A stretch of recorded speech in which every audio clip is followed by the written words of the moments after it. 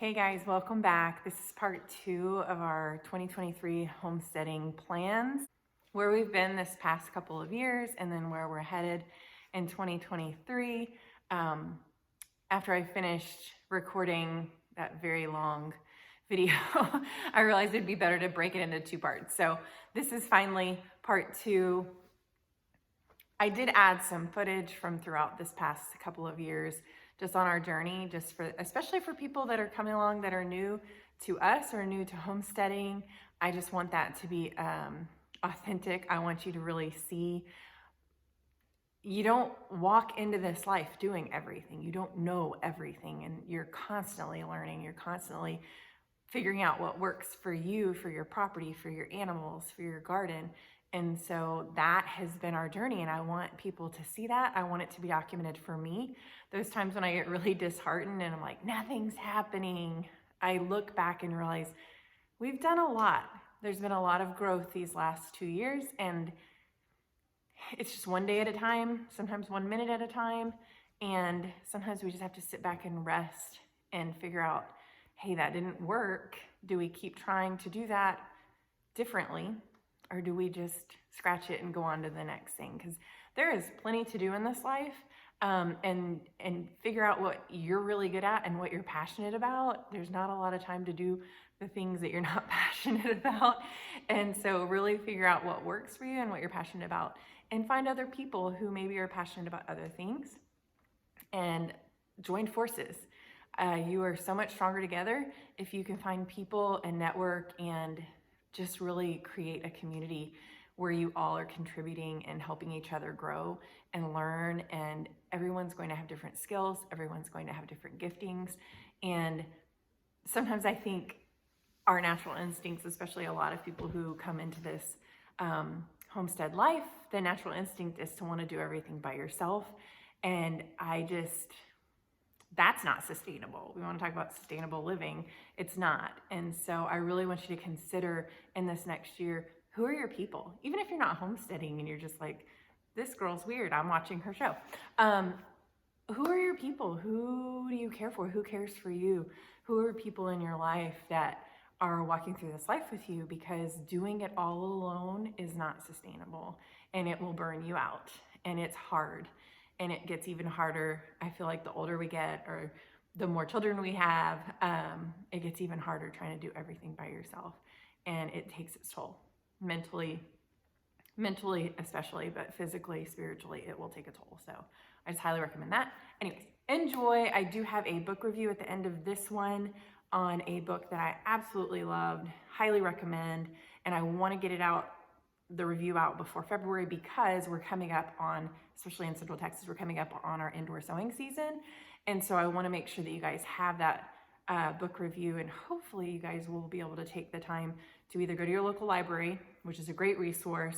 I can't remember if that one's on Kindle, but buy the book. The last time I looked, it was on sale. You should be able to get a pretty good deal on that, and it's totally worth it. And so I just stay tuned till the end and watch the book review, and have a great day. What is another goal? Oh, another accomplishment from last year. I learned how to keep a starter alive for sourdough. I learned how to make sourdough. I learned how to make multiple items from sourdough.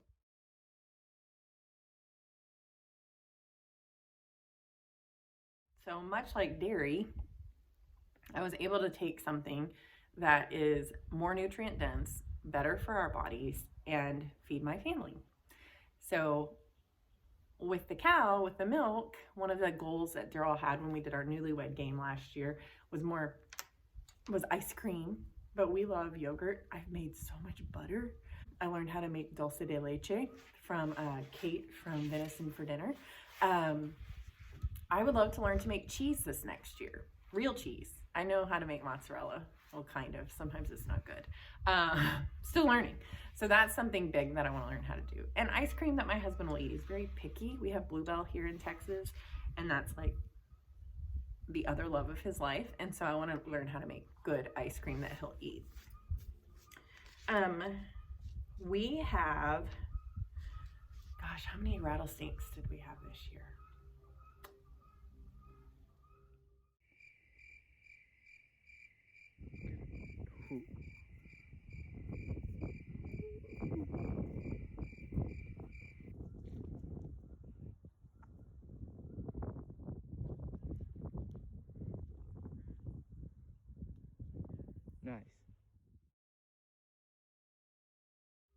We had a few. It was not fun. But we have a system. We've learned a lot. We know a lot about how to deal with snakes. And, you know, it comes with the territory. You just deal with it. And our kids have been trained. They know what to do. The biggest thing is reminding me that I need to not wear flip-flops in the garden. Things to accomplish this year. I think the garden, I still have a lot of wants this next year for the garden. So I've already mentioned doing at least 2 meat bird workshops. I'm not sure what that's going to look like. I mean, in reality, I don't know what the year's going to look like. Initially, I thought we could get pigs, and now I'm like, I don't want to get another animal. And then Daryl looked at me the other day. He was like, I think I want a horse. This guy never asked for animals, so I'm like, oh, we should get one. I really want a real horse. We should definitely. We should get a horse. And yeah, so it would most likely not this year. I'm not gonna say no. Never is a strong word. I just am a realist, and we do not have the infrastructure. I have nowhere to milk this cow. I have a milk cow and milk, and I have nowhere to milk her. Luckily, she will stand there as long as she has her grain, like her treats, and she will eat, and she will let me milk her. But I don't have anywhere set up for that yet. I haven't trained them to align yet. There's a few things we need to do with the water so that rotational grazing isn't a total pain. They are going to be on a long strip where the water line already runs. So I just need to tap into that and have access to water points. What you see right here is just a very simple drawing of what we're trying to do with the rotational grazing with the cattle. So we've got a big field here. It's pretty large. I'd say probably 2, maybe 3 acres. There's a tree line here. There's some hay storage along the side here. So my plan is to get several strips going along here. Right now we have 7 cows, so we don't need a ton of space.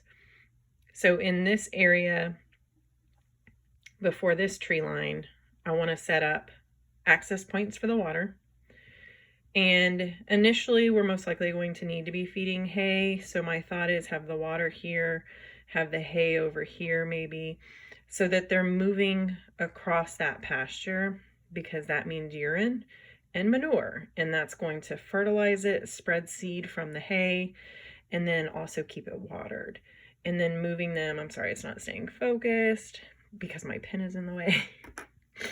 Moving the cattle probably every 1 to 2 days, just to the next spot, to the next little line here. I'll be able to move their trough over. I'll be able to move, basically once they're out of this hay, then we'll move them to this spot and this spot. Because we only have 7 cows, we do have the option, one of the places here in town that has quality hay sells it in square bales, and they actually sell it, I think they call it a bundle. It is a little bit more expensive, but there's less waste, and it would allow me to move the cows from this little paddock here over to this paddock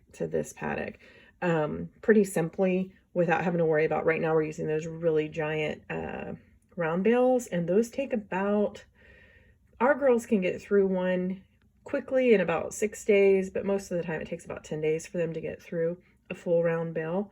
And so I don't want them on any area that long, because these are very small strips. I'm just trying to get that area seeded with good grasses, and just really trying to get it fertilized and watered and ready. We're just trying to build up our pasture at this point. So this is one of the areas. Beyond this tree line over here is another smaller area. It's about half this size. And then on the other side, I've got other little strips, and then out in front of our house, there's another good area for them to graze. And then out in front of one of our barns, there's a really good area for them to graze. So we have multiple places for them to be moving and grazing. It's just none of them are fenced in. So all of this will be done with portable electric fences. So that is the part of our adventure we're adding this next year. This is just a very quick sketch of what that one field is going to look like. But we're having to process all of this, and it's a lot. We have chicken coops. So one of my other big accomplishments for 2022 was we built a small meat tractor. It's not huge. I think probably 12 birds is pushing it with that one. I think 12 would be enough in that meat tractor, but I can move it every day. They would be on pasture. The issue I've had lately is my kids are busy. So when we created this meat tractor, it was with the idea that two of us could move it every day, and Ephraim leaves at 5:30 in the morning. He'd been working at Whataburger, so some nights not getting home till 10:30, and they're really hard to move in the evening because they're fat and lazy. They'll move in the morning because they're food motivated. And so the other day, I realized I really need wheels on this. I could move it myself if I had wheels. So we have one of those manual push mowers that we never use because it really doesn't work well for us with the kind of weeds we have. So I just stuck that under the meat tractor, and it actually works perfectly. It takes a little bit of strength to lift the meat tractor up, but it works, and I've been able to move them every day by myself. Hi, chickies!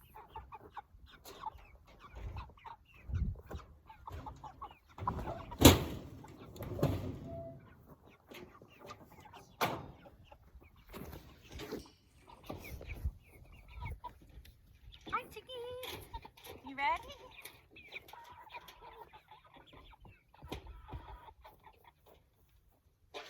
This is my garden hoe. Come on, come forward.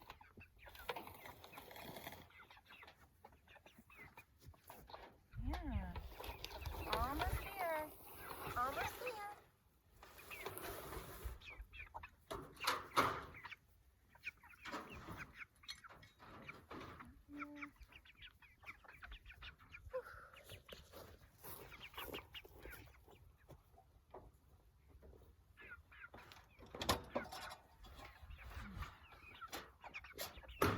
And they're moved. What I like about the Buff Orpingtons and Australorps is they're foragers. The Cornish Cross, not so much. They're like, feed me. And then they like attack each other to eat all the food and then be fat and lay there. So they make good meat. They made a lot of, I mean, we've had so much chicken. It's been fantastic. And it's so good. And they grow in 8 weeks. So it's fast food. I mean, it's not fast food, but you know what I mean. It's fast food. But I have to order them. I have to get them from somewhere. And so that's where I'm like, I would love a forager. I would love something that's going to eat the bugs, because we have lots of bugs out here. And we're going to have even more bugs there because it's right by the creek. So, we built the meat tractor. I plan on building another meat tractor. It will look and be different. Looking a little more at maybe a John Siskovovich style meat tractor. Well, chicken tractor, but meat tractor. And my thought being it's very dual purpose and I can use it for both. We have too many predators for me to feel comfortable with a meat shaw. Justin Rhodes has great plans for the meat shaw, but I just don't feel like that's gonna work for us out there. I don't trust that enough. And it's a lot of work to put into those birds. So I'd rather be overly cautious of those birds than just putting them out there and them all getting eaten. So my thinking being that's a multi-purpose coop for the turkeys and for the meat birds and the layers. And so we've built a hoop house out here that's portable-ish. It's heavy. When my husband builds something, he doesn't want it to move ever. And he makes it solid. So if you ever need something solid, this is the guy. That was quick. Big old roosters. But if you're trying to build portable things, just know it's gonna be really, really heavy. So we're working out the kinks with that, but I think it's gonna be fine. My end goal with our garden, it is huge. Did I write down? I don't think I wrote down.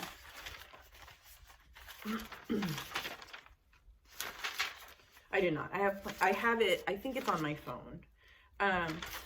I plan on having a culinary and a medicinal garden. I plan on having herbs and flowers and plants that will help in the kitchen and help with our overall health and well-being. I would love to have everything that I need growing in my garden to make a good fire cider for next year. I also sat down and said, what is it that I grew this year that we ate? Because I'm like the primary veggie eater in Paxton. Everyone else, I kind of have to push them. So, believe it or not, potatoes. You see a little red tater? My dad always says it's like Easter egg, going on an Easter egg hunt. Trying to look for the taters. We grew potatoes for the first time this year. Every potato we grew was eaten. There was not one left. And so I didn't grow that many. I had never grown them before. I've heard that they can have a lot of problems. And so I did some in a feed sack and learned how to kind of just grow a seed potato. And we probably got 7 or 8 good sized little potatoes off that. And so we did a couple of feed sacks. We did it a couple different ways. And then I ended up doing a long row of potatoes. And the flavor of fresh potatoes, buttery, just melt in your mouth, delicious. And so I definitely have a plan to grow more potatoes. I love eggplant, my family not so much. So I'm not gonna grow, I probably had 20 eggplant bushes this year. I'm probably gonna grow a few for me. I think ping, P-I-N-G, ping tongue was my favorite. It's a small, it almost looks like the little fairy tale one's small, long, skinny, light purple. And very tasty. The flesh is just very soft and tender. I like to cut it up, saute it, and put it in with my eggs in the morning. So definitely the eggplant, basil, and okra did the best out of everything in the garden. And then the peppers. We had sweet corbati peppers, crazy output. My friend Krista had given me these little orange peppers she grew a couple years ago, and I had saved seeds. It's probably a hybrid, I don't know, but we got bigger orange sweet little peppers, great snack peppers, tons of those, to the point that the bush like fell over. Sweet bells, like I said, the corbachis. At the end of the fall, I had so many jalapenos, I didn't know what to do with them. So the peppers also did very, very well. Eggplants, I can't tell you the number that I threw away. So one thing that I realized this last year, not an accomplishment other than I learned, if you're gonna plan to grow food, you also need to plan when you're gonna harvest it, because what are you gonna do with it all? And you're not gonna eat 50 pounds of eggplants in a week. And I didn't plan. I did not plan well at all. So a lot of food was wasted. I was able to give some food away, but a lot of times by the time I harvested it and figured out I have more than I can deal with, gone. So the chickens ate a lot. The cows ate a lot. The compost got a lot. So nothing's wasted, but I just feel like if I'm gonna put the time and energy into growing something, I need to have a plan. And so as I'm sitting here, I have a whole planner that my sweet husband gave me. Every area of my life, I have goals for this year, and it's not resolutions, it's goals. Simple goals, big goals that, like, if I could do anything, I would do this. But I also for sure want to do this, and this. And so I'm writing it all down, because I feel like the more that I reach out there and go, ooh, that'd be awesome, it could happen. And so that's what I encourage you. 1, keep reading, keep learning. Even if you're in a season that you can't do it. So this season, I can't grow that 6,000 square foot garden, and my heart hurts. But I can grow the food and the herbs that I know that my family will eat. Tomatoes, it's not even an option. We are having tomatoes. This last year was very disappointing. I got my garden in late. We had a very early, warm spring after a very cold frost. So we had that big freeze in February, and then immediately in March, everything warmed up. And I was still building that garden. I was still helping to get that soil just right, because we had just finished fencing in that portion of the garden. And so I was late getting my plants into the ground. A lot of my seedlings probably were root bound, and by the time I got them in, they did okay. And then it was so hot, the tomatoes, all that pollen was sterile. I had these great, beautiful plants and no no tomatoes until the fall. And then I had so many tomatoes in the fall, but they were the cherry tomatoes, which are fantastic, but I'm not gonna can those. And so I did no canning this last year. I also don't think I grew enough. My Amish paste did horrible. I'm gonna spend time this year planting more of those paste type tomatoes that I can make sauces, because my goal this year would be to make food that I can actually can and keep in the summer, spring, summer, fall, and actually put in my pantry or put in my freezer for the winter so that we can survive off that. And I'm not having to buy cans and cans. I buy probably 6 jars minimally of tomato sauce a week. I use it a lot. And so I had quite a few tomato plants. I planted way too many cherries. They're good, but I can't eat them all. And so that would be my biggest recommendation, is just figuring out, what are you gonna eat? What do you have space for? What's the priority? And then setting it up on my timing. I'm looking at, this typically takes about this long. So I need to look in those couple of weeks of harvest time. When am I gonna have time to process that food? Is that something, are the kids having a lot of things at that time? Is that something maybe I could plant a little bit later? And so the other thing I'm looking at is really trying to figure out, when do I need to do these things indoors? Last year, I showed you, I started my grow light system, which worked really well until it didn't. And then we started out with this really nice system. Everything was nice and orderly. And then it turned into chaos rather quickly. We had overgrown plants, nowhere to put the plants. We were having to up pot the plants. We were trying to keep everything we could to up pot them instead of having to buy pots. They were taking over the counters. They were taking over our front room. We also had chickens and brooders in that room. So that front room was just a forest with a bunch of baby chicks in it. And then eventually we turned into my favorite British comedy. And then again, I started too early because I was so excited about it. Thought, oh, it'll be great. Started too early because not all the plants need started 6 to 8 weeks out. Some of them only need started 2 weeks before they can go in the ground.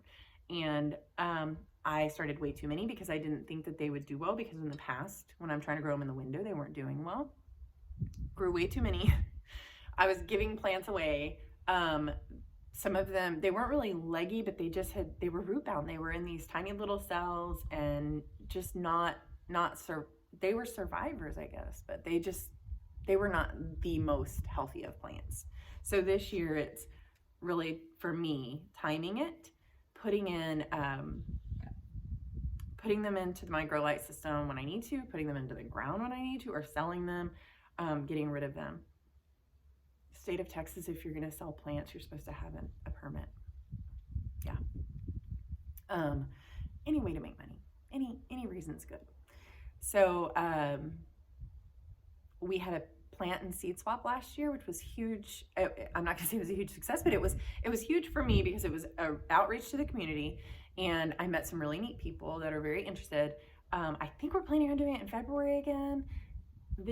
This spring, before spring. My issue is it's mostly going to be a seed swap, because the plants really shouldn't be planted until, they might be planted, but they're not going to be doing anything. So that's about the time. I think February 19th is about the time we should be planting some stuff indoors. So I do plan on starting stuff indoors, but I'm also planning on kind of doing some succession sowing even in my indoor garden. And I've been trying to decide. I think I'm going to start moving into soil blocking. The more that I read about it, the more that I understand about it, the more that I realize I think that's what I want to move into. Soil blocks would allow for me to start more indoor seedlings, reduce the use of plastic, and also are better for the roots of my seedlings. So that will be another adventure for me this year, the soil blocking and growing things in our grow lights and then transferring them into our new little garden. So plenty happening here. I think that's everything I have on our list. I've been trying. My goal this next year is to give book reviews, more book reviews, because I feel like a lot of people on here, you're trying to get information, you want to know where to start, what's a good place to start. So, oh, my little udder. they've got these little pokies on it, and I guess I put the cup in the microwave, so I think they're coming in. Those are coming in glued. Okay. I love our local library. I, prior to this job change, would spend all my money on books and whatever else I could on Amazon. Love our library. And our garden and homestead and animal husbandry section is ginormous in Temple. And so what I did was every time we go, I grab a couple of books and I'll go through them. And this season that I'm in of garden planning, I have a bunch of books. I really love Jesse Frost's no-till methods, and he's got so much great information for the soil. So that's a book I'm going to buy. I have not bought it yet, but I am going to buy that book because I need that information as we're trying to help do things with the soil at the new farm. But Melissa K. Norris, I didn't even look at the author. The book, what caught my eye, The Family Garden Plan, Grow a Year's Worth of Sustainable and Healthy Food. Did not even look at who wrote it. I was excited by the title. Beautiful pictures too, by the way. Beautiful. And she's a beautiful woman. I've watched her some on YouTube. She's one of those people that you watch and you're like, I think you're too perfect. And I don't mean that in a mean way, but it's just like, okay. But her book, and I think it fits her personality. She always comes across as very organized. She has an idea and like a method for the things that she's doing. And so for people that like lists, for people who like tables, she is growing in, I think, Washington, which is very different from Texas.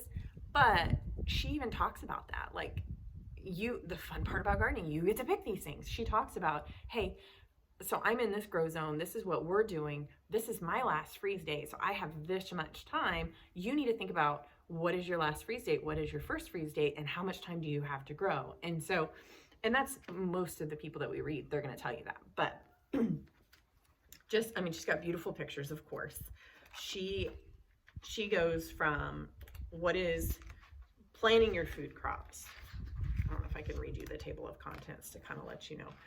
Planting your food crops, planning your garden space, choosing your plant variety and seeds, getting the garden in the ground, caring for your garden, bringing in the harvest, perennials, plant once, harvest for years, herbs and edible flowers, and then advanced topics.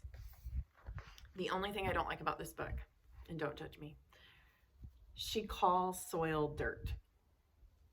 And if you're a soil lover and you understand that soil is alive, you don't call it dirt. I'm not judging her. It's just every time she does it, I'm like, oh, it's not dirt. I have spent another accomplishment.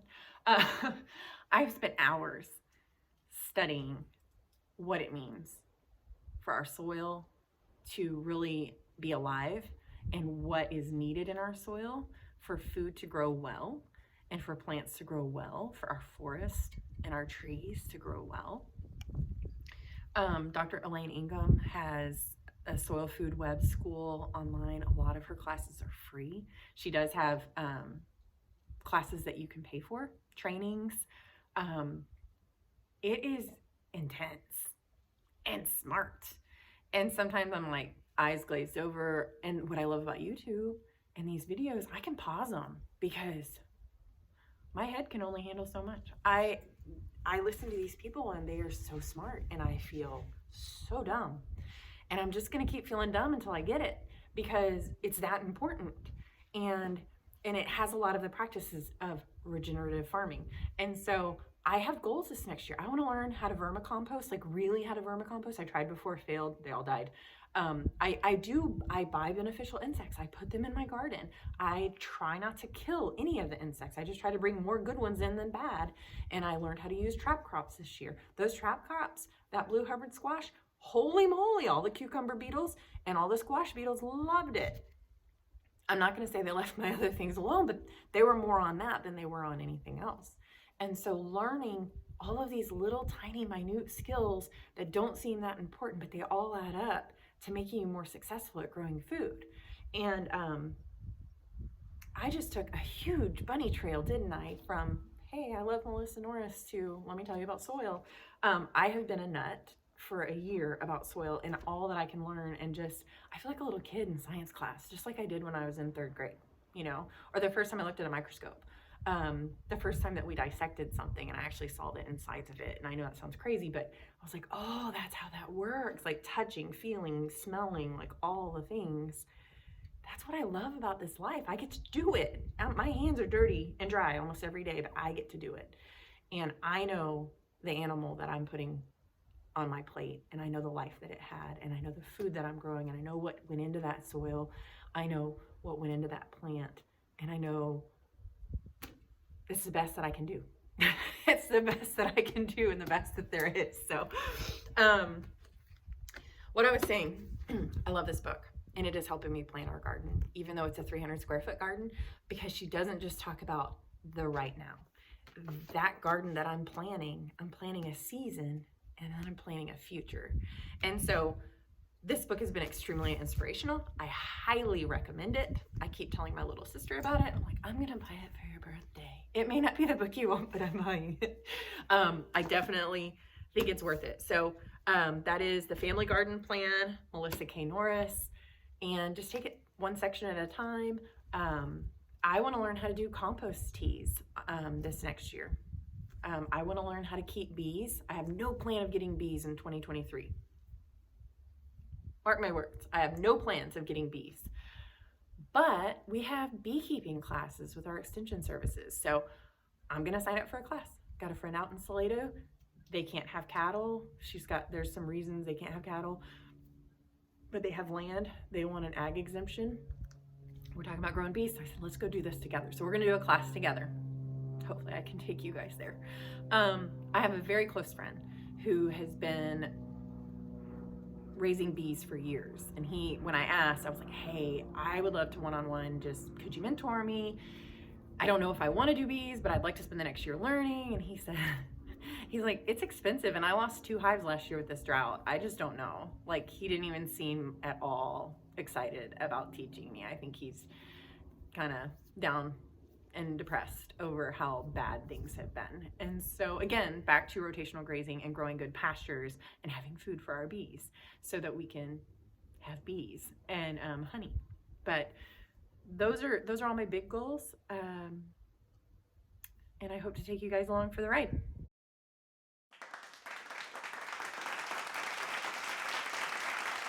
I would love to hear what you guys are growing, or what you guys are learning, or what you guys have done this last year that made you the most proud or the most excited, or the hardest thing that you did this last year that really just made you feel like, I'm doing this. I'm in the groove. This is happening. So I would love to hear all those things from you guys. But thanks for joining me today. I know it's been a really long video and I apologize for that, but I had months to catch up on and a plan for this next year. So I hope you guys have a wonderful day.